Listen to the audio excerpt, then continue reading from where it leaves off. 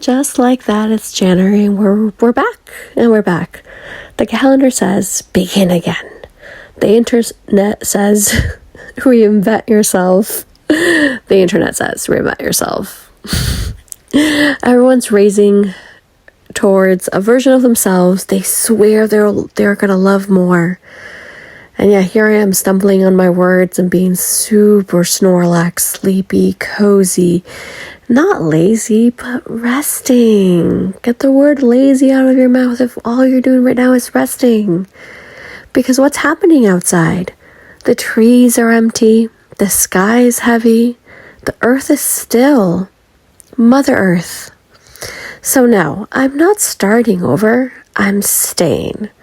I'm staying with the quiet, I'm staying with the questions, I'm staying with the version of me that doesn't want to sprint just because the clock says it's time. Because this right now is winter. At least the part of the world that I'm living in currently is winter. And winter was never about becoming. It's always been about listening. There's something almost violent about the way January talks to us. It's like, fix it. Optimize it, discipline it, become better now. And not only that, it's just cutting off anyone whose birthday was, in January and is in January. I have tons of friends whose birthdays in January, and everyone's like, oh my God, no one can ever come because they're always on a diet, or they're, the money's not there anymore, and it's blah, blah, blah, blah. And it's like, what do you mean become better now, right when winter just started? No.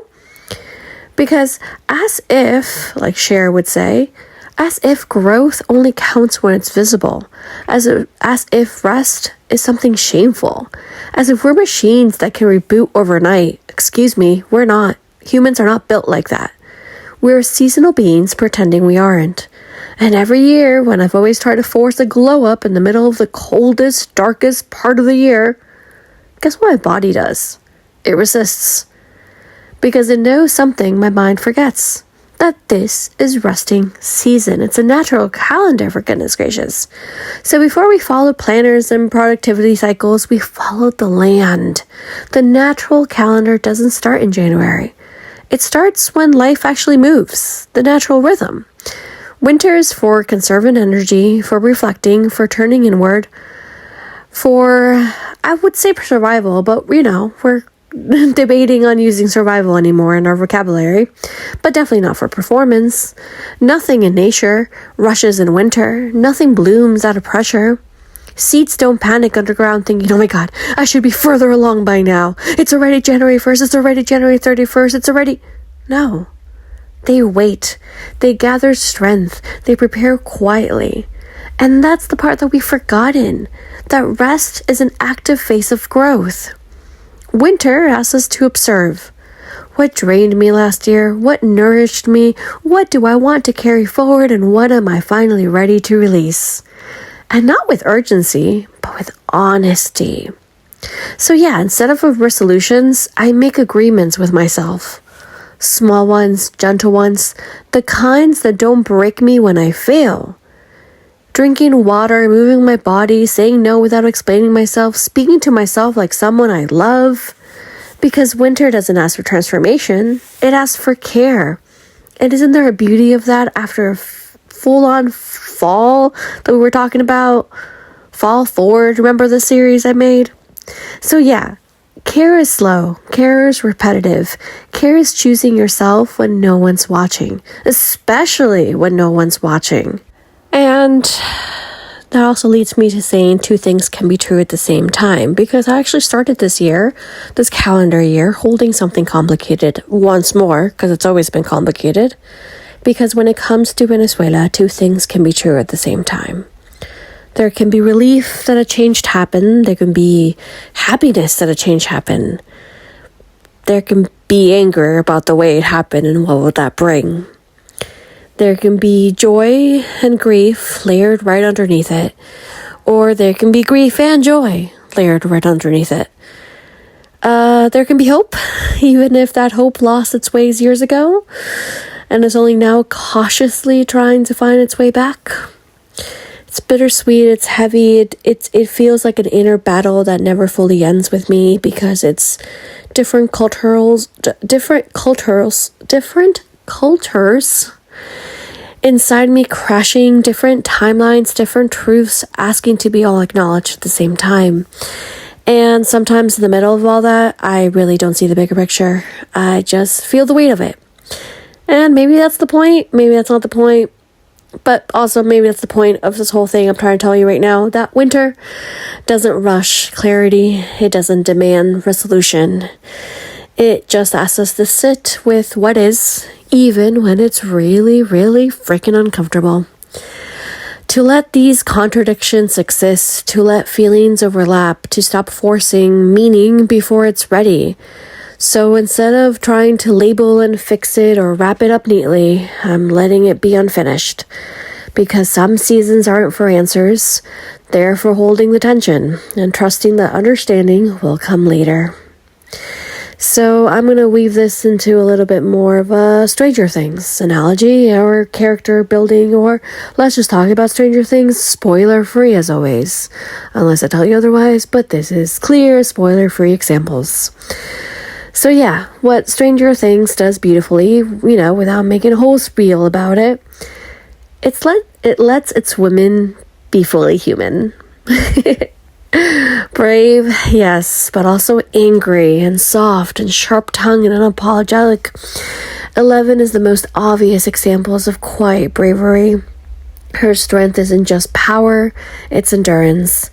Learning who she is when the world keeps trying to tell her who she should be. Her story is boldly autonomous and self-definition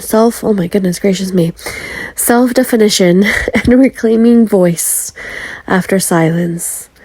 Max represents a different kind of courage.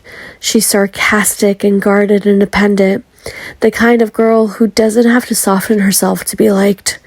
Her feminism shows up in boundaries, in saying no, in refusing to perform vulnerability on demand, in surviving grief without becoming fragile for someone else's comfort.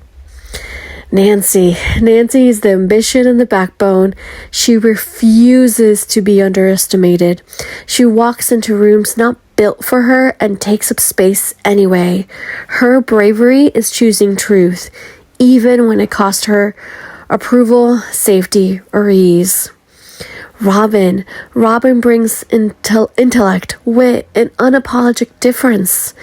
She's smart, fast-talking, aware, bold, a reminder that femininity doesn't have a single shape. Her sass is an armor. It's confidence born from self-acceptance. None of these women are quote-unquote perfect, and that's the point. They're powerful without losing complexity. And I have to add Karen and Holly and Erica and so many others along the way as well. And yeah, friendship, of course, the chosen family and loyalty, because since day one, if you heard me from the Always Leader podcast to any of the conferences and events and chats I've done for over a decade already by now, or 2 decades, because, life does move on. And it happens fast, and if you don't stop and look around, what was the Ferris Bueller sentence anyways? If you know me from whatever point in life, chosen family is what it's all about. And at its core, Stranger Things is a love letter to friendship. And not the aesthetic kind, but the real kind, messy, loyal, and unbreakable, and one this group sticks together not because they're fearless, not only because they're fearless, but because they trust each other. They believe in one another, even when no one else does. They show up, they wait, they protect. It's friendship as survival, it's friendship as resistance, it's friendship as a promise that you don't have to do this alone. And there's something deeply healing about a show that protects childhood through the bikes and the jokes and the wonder and the D&D and the games and the belief that imagination isn't childish, it's essential.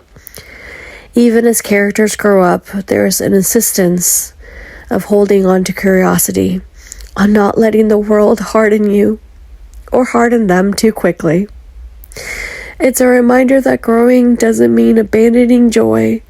It means learning how to carry it with you.